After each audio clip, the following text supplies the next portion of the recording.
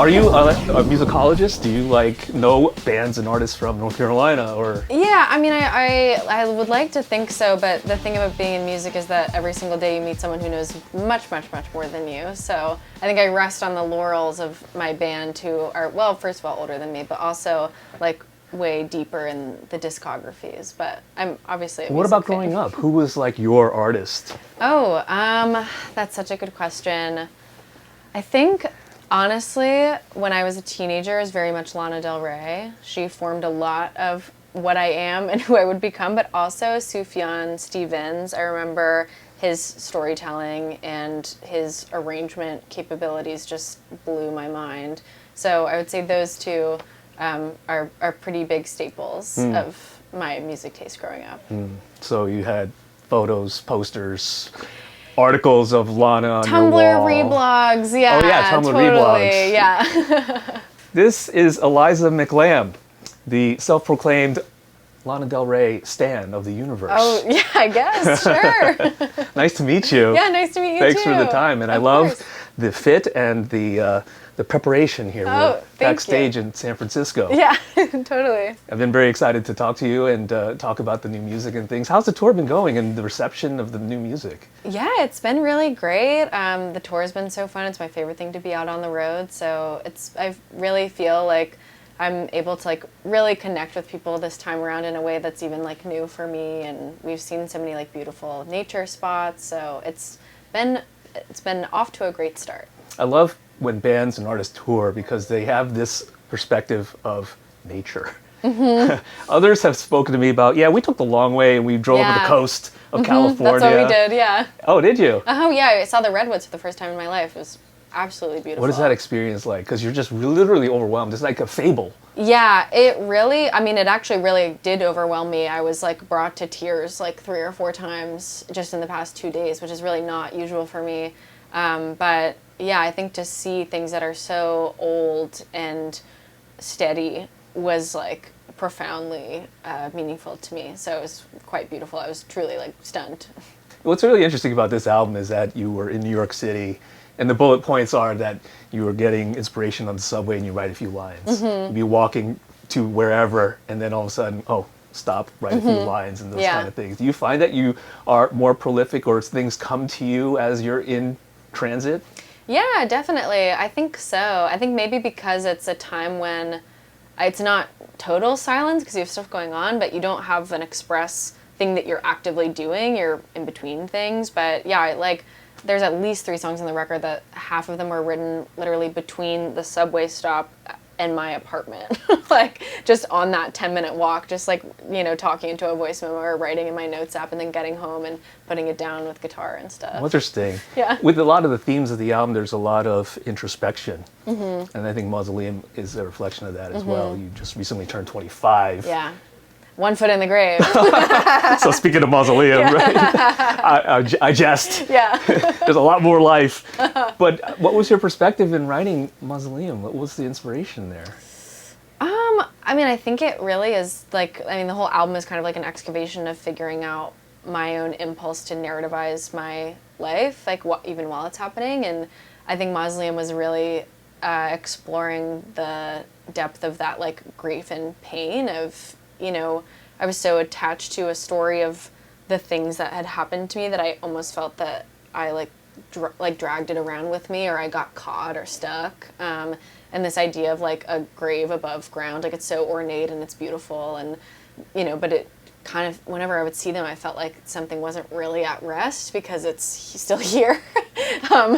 And that is kind of how I have felt about that impulse for me to sort of like calcify things and try to make absolute sense of them, and give them boundaries when life is sometimes boundaryless and meaningless. Yeah, it's like a human nature type thing. Of course, I think yeah. all of us from the age of as a 15, 16-year-old, throughout the rest of our lives, we're creating this narrative, and that's how we introduce ourselves. I mean, even like toddlers, like you learn, you push something off the table and then it falls on the ground. Like that's, you know, point A to point B. Like you Yeah. kind of figure that out. Yeah. Do you think that your time as a podcaster kind of opened your eyes to that? Because as you're actually speaking it versus writing a 3-minute song, there's a lot left to interpretation, whereas you're talking for 45 minutes, an hour, and you are narrativizing. Yeah, certainly. I mean, I think that was like a strange thing for me too. You know, I started that when I was like 19. And nobody was listening at first, and then all of a sudden people were listening. So I think I learned the lessons of creating a story for myself and then sharing it, like, as I was still growing up, as I was still coming into being, and then having that, like, immortalized, like, completely, like, literally recorded with, you can't go back and change anything. You can't, I mean, you can delete whatever you want, but it's forever, of course. And so I think you know, and sort of feeling that I had then, like, created a version of myself that I was 19 and then I was 23, and I'm like, well, that's not the same person, but, you know, the job requires some amount of legibility that requires to sort of reinforce this story that was kind of doing my head in, which is why I wrote the record. It's really weird, right? Because, Yeah. like, once people get to know you or find you or discover you, they kind of immortalize you at that particular point in time. Totally. And they'll never let that go. No, they won't. And that's why you, from my understanding, that's why you quit the podcast, right? It's one of a few reasons, yeah. Yeah, I just also, you know, I wanted space to explore what might be lying outside of that story of myself, and it's hard to do when there's eyes on you all the time. Yeah, I can imagine. Yeah. How did you survive that? What was the breaking point? Oh, well, I guess some of it's quite personal, and I might have to save a lot of it for like a memoir or something. Okay, all right. But I definitely, it's interesting. I'm noticing it more this time around, especially connecting with people.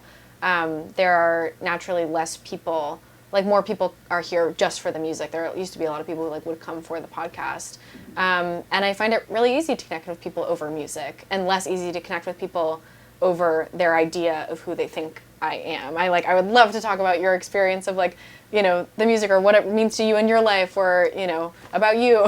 Yeah. I find that easier, and so sometimes I would feel that there would be a bit of a wall between me and another person who felt that they knew me but had never met me, and I really appreciate that wall seems to be coming down.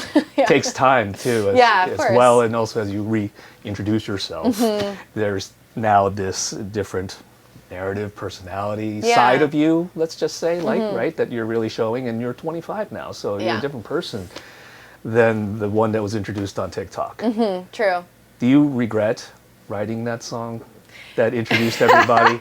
No. I mean, I wouldn't even know how to regret anything, to be honest, because I would have no idea the consequences that would mean for my life.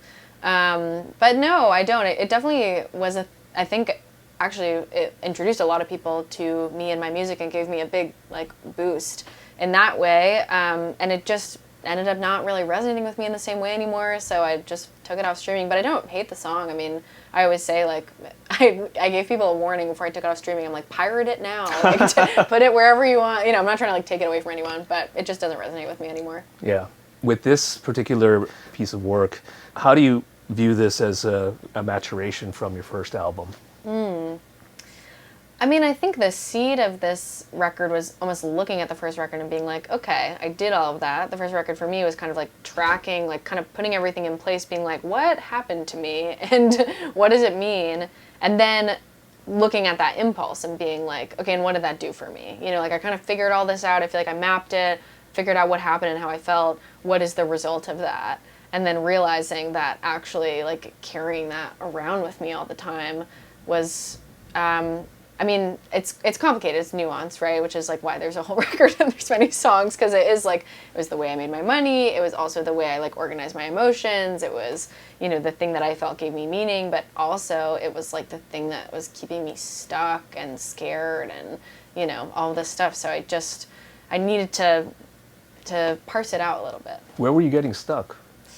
I mean, I am a big, like, a dissociator, so a lot of times, like, I have experiences of, like, derealization or, like, kind of disconnecting from stuff, and I think a lot of that was kind of getting caught in thought loops or getting caught in the thought about the feeling instead of being able to actually just, like, sink in and experience something and let it pass, you know? I think it's tricky when you have a feeling and then you're like, you know, your heart starts beating, you're like, oh my God, I'm anxious, oh no, oh fuck, and I'm anxious because, why am I anxious? I'm anxious because of this and this, and like then you build it up to this big story, and then you're all of a sudden, like, you know, cowering in your room when you could have just been like, okay, my heart's beating pretty fast.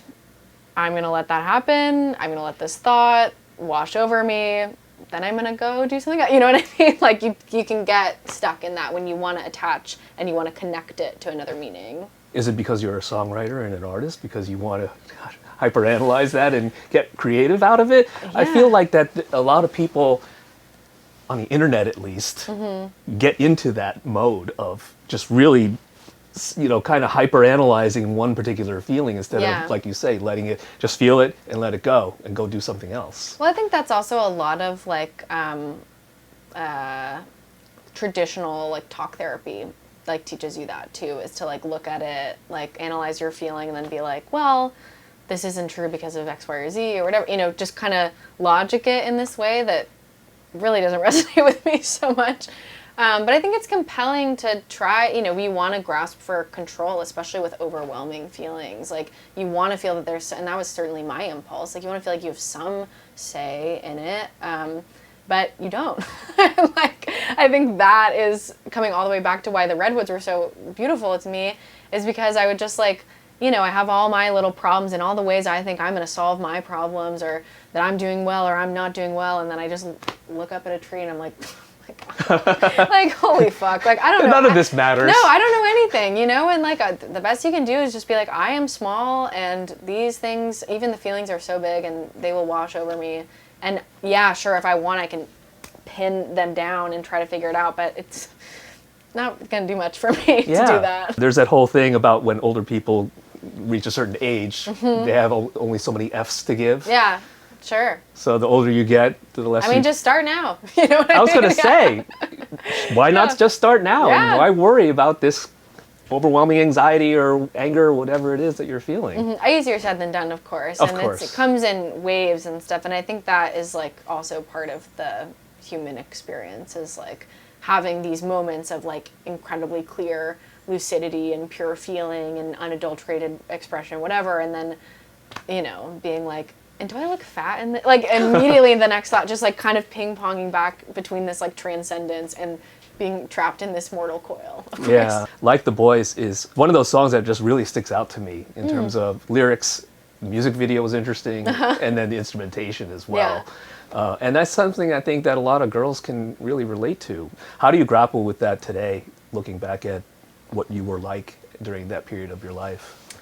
I mean, it's a lot of compassion, I think, for, as a teenager, like where the idea for that song came from is I was like quite a promiscuous teenager, and I felt that people really understood that and misinterpreted that, and thought it was for X, Y, and Z reasons, when really I was like, I'm coming into my womanhood, which I'm learning to me means to be completely disempowered and to be like taken advantage of and to be seen as an object, and all these things become assigned to me from other people. And then I look to my right and look at the boys around me, and it seems that they only gain power each and every passing year. And I'm like, what is up with that? And how could I be that? And they don't let you just hang out with them, of course, unless like, you're the one girl in the boyfriend group who gets like dunked on all the time. Like, you get into their cars by sleeping with them, and then you get to, that's how you get this sort of proximity to their, power and their, but what I didn't realize then, and what I feel like I do now looking back, is that like, he has his power because you are there, because you are in the passenger seat, and you think you have your power because you're there. But it's all this precarious dance where like both of you are caught in this, like, in these scripts about what it means to, to grow up. And of course, and he wouldn't feel like such a badass if he didn't have like a pretty girl sitting next to him. So it's all very interesting to me, and I think it is an impulse that, is shared by a lot of young women. And I think that there's so much misunderstanding. Like, nothing I will go through in my life probably will be like as bad as being a fucking teenage girl and having to go through other shit on top of that. Yeah. It's a lot of compassion, for sure. The album cover is really interesting. Yeah. This makeshift trophy, and you're in the middle of, I don't know where. What was the inspiration for that? It's so interesting. I was at dinner with Kate, who just walked in to let us know we're about to have to wrap up. And I was thinking about what I wanted the record cover to be, because I had the title, of course, and I wanted, good story is a bit of like tongue-in-cheek of like, yeah, it's a good story, but like how much is a good story worth? And we're sitting there, and all of a sudden, like, we just noticed this huge silver trophy, like sitting on top of the bar at the restaurant we're in, and Kate goes, I think you should be holding a trophy. And I was like, okay.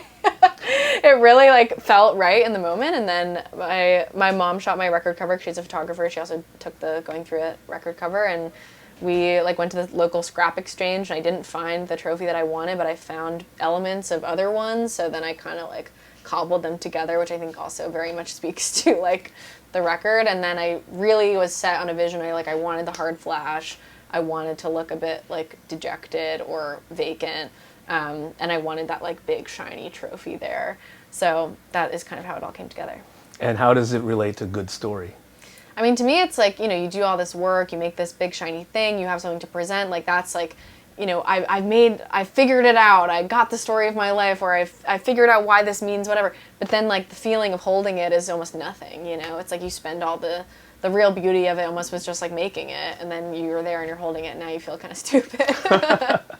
I guess in a way, if you were being presented an award, you'll actually have real life experience. Then I'll have to smile to compare and be all like, yes, I did it. Totally. But there's a lot to be proud of on this album. Oh, thank you. It is just fantastic. I appreciate that. Congratulations on all the nice words being written. Thank you. So great to meet you. Yeah, really nice to meet you too. Thanks for having me on. Absolutely. Eliza McLamb right here on B-Sides.